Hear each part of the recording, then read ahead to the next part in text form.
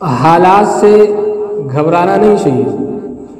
ایمان والا جو ہے وہ حالات سے گھبراتا نہیں ہے. جب بھی اس کے اوپر کوئی پریشانی مصیبت ایسے مواقع آتے ہیں تو فوراً اللہ سے وہ رجوع کرتا ہے. دنیا کے اور جو مذاہب کے لوگ ہیں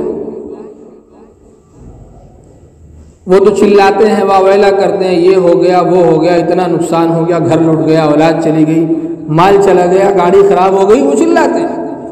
لیکن ایمان والا وہ یہ سمجھتا ہے کہ محبوب کی طرف سے یہ حالات آ رہے ہیں، اللہ کی طرف سے حالات آ رہے ہیں. اور اللہ تعالیٰ جب کسی مشکل میں ڈالتے ہیں، آدمی جب صبر کرتا ہے وہ سمجھتا ہے کہ اللہ کی طرف سے یہ چیز آئی ہے تو اس مشکل سے بڑا اس کو انعام ملتا ہے. اس سے بہت سارے واقعات کتابوں میں بھرے پڑے ہیں. فرعون کے گھر میں ایک خادمہ رہتی تھی، وہ ان کی بیوی اور بیٹیوں کی دیکھ بھال کیا کرتی تھی، خدمت کیا کرتی تھی. تو ایک بار فرعون کی بیٹی کے سر میں وہ کنگھا کر رہی تھی، اتنے میں کنگھا چھوٹ کے زمین پہ گر گیا. جب زمین پہ گرا تو اس نے اللہ کا نام لے کر کے کنگھے کو اٹھا لیا. اللہ کا نام لینا تھا کہ بھوچال آ گیا. فرعون کی بیٹی نے کہا کہ تم موسیٰ پر ایمان رکھتی ہے؟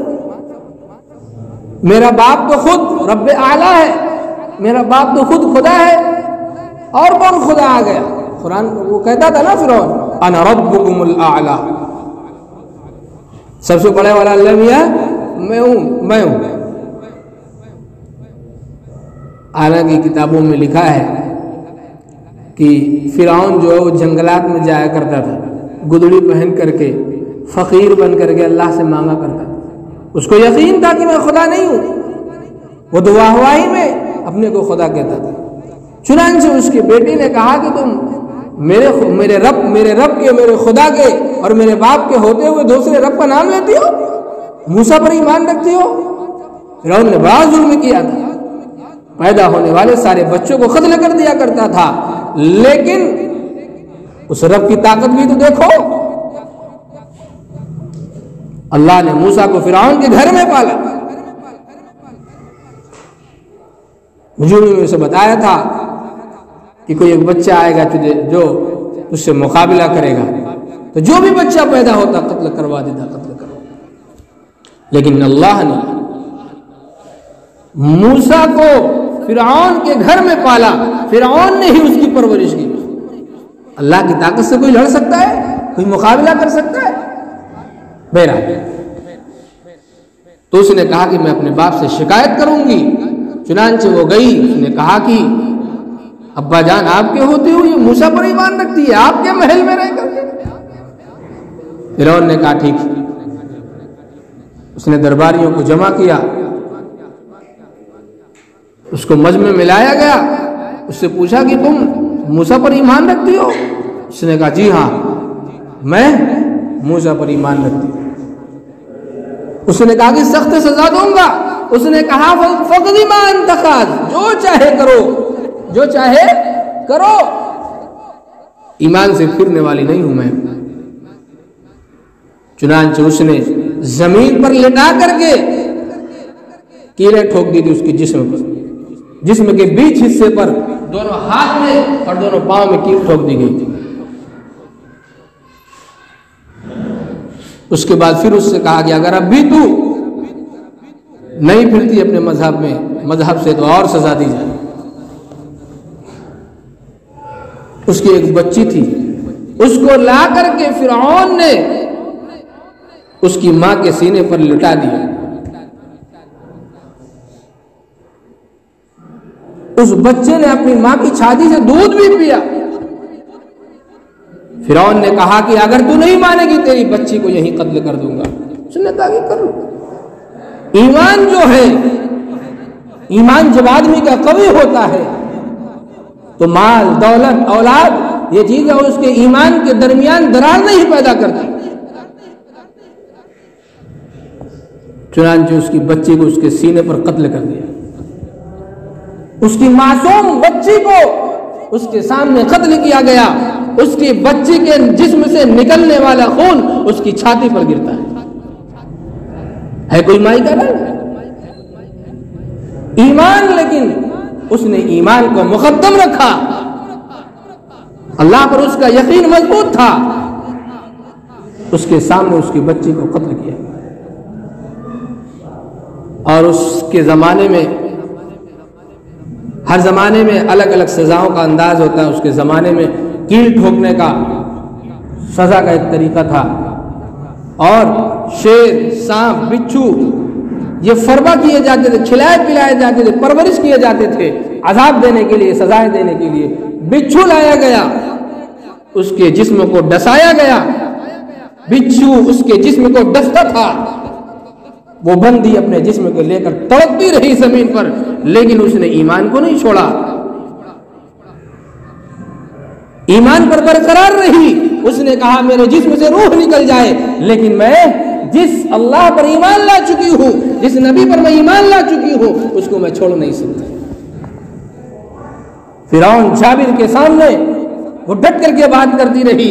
آج ہم بھی ایمان والے ہیں، ہمارا ایمان نسلوں سے ملا ہے، گھر سے ملا ہے، وراثت میں ہمارا ایمان ملا ہے، ہمیں اس کی قدر نہیں معلوم.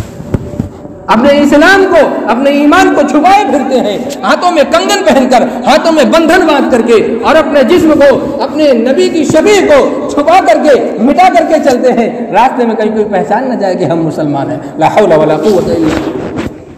مسلمانوں اہل ایمان جہاں بھی رہو اپنے ایمان کو ظاہر کر کے رہو، اپنے کو مسلمان ظاہر کرو. جہاں بھی رہو تم اس بات کو لوگ جانیں کہ تم مسلمان ہو، تم مضبوط اہل ایمان ہو. اس کے بعد کا واقعہ سنو. اس کی روح پرواز کر گئی. فرعون جب یہاں سے نکلا تو بہت خوش تھا، میں نے تو اس کی جان لے لی. ایک مرے ہوئے اگر آدمی کو تم مارتے ہو تو تمہاری طاقت کو یہ اقرار کرنے والا نہیں ہے. ایک مرے ہوئے سانپ کے اوپر اگر تم چڑھتے ہو تو تم کون سے بہادر ہو گئے؟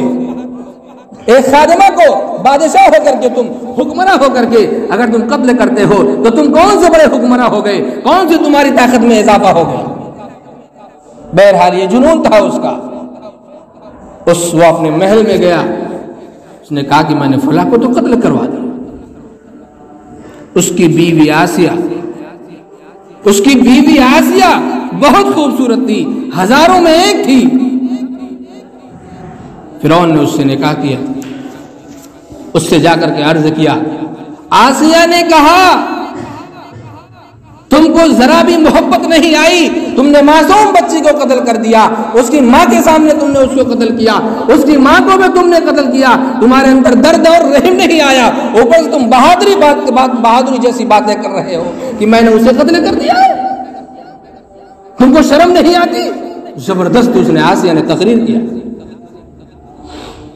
یہ دیکھو ایمان بھرے مجمع میں ایک بندے کو قتل کیا جاتا ہے، اور صرف قتل ہی نہیں، سخت سزا دی جاتی ہے. لیکن حضرت آسیہ کا ایمان دیکھو، انہوں نے اپنے ایمان کو چھپایا نہیں، انہوں نے اپنے اسلام کو چھپایا نہیں کہ اگر میں اپنے ایمان کو ظاہر کر دوں گی کہیں فرعون مجھے بھی نہ قتل کر دے. ہے ہمارا ایمان ہے جیسا. حضرت آسیہ سے وہ کہتا ہے لگتا ہے تم بھی موسیٰ پر ایمان رکھتے ہو. انہوں نے کہا جی ہاں میں موسیٰ پر ایمان رکھتی ہوں. اس نے کہا تو پھر تمہیں تو اس سے زیادہ سخت سزا دی جائے، ایسی سزا دوں گا تمہیں، ایسا ذلیل کروں گا کہ اس سے پہلے کبھی کوئی اتنا ذلیل نہیں ہوا. اس نے کہا کہ جو چاہے. اسلام تو لا چکی، اسلام تو لا چکی ہوں. حضرت آسیہ ایسی نہیں تھی، وہ اپنی بیویوں میں سب سے محبوب رکھتا تھا حضرت آسیہ. سینکڑوں خادمائیں تھی حضرت آسیہ کی، لیکن ان خادماؤں پر ان کی نظر نہیں پڑی. فرعون کو دنیا خدا کہتی تھی، لیکن اپنے اس جھوٹے خدا اور شوہر پر انہوں نے یقین نہیں کیا. فرعون کا محل اس زمانے کا محل تھا، سپر پاور تھا، لیکن محل پر اس کی نظر نہیں پڑی. اس نے بلایا مجمع میں، درباریوں کو جمع کیا، لوگوں کو جمع کیا، ان کو دربار کے ان کو بیچ میں بلایا گیا آسیہ کو، پھر ان کو ڈرایا دھمکایا. اس نے کہا میں کچھ نہیں، میں ایمان لا چکی تو لا چکی، ایمان نہیں چھوڑ سکتا.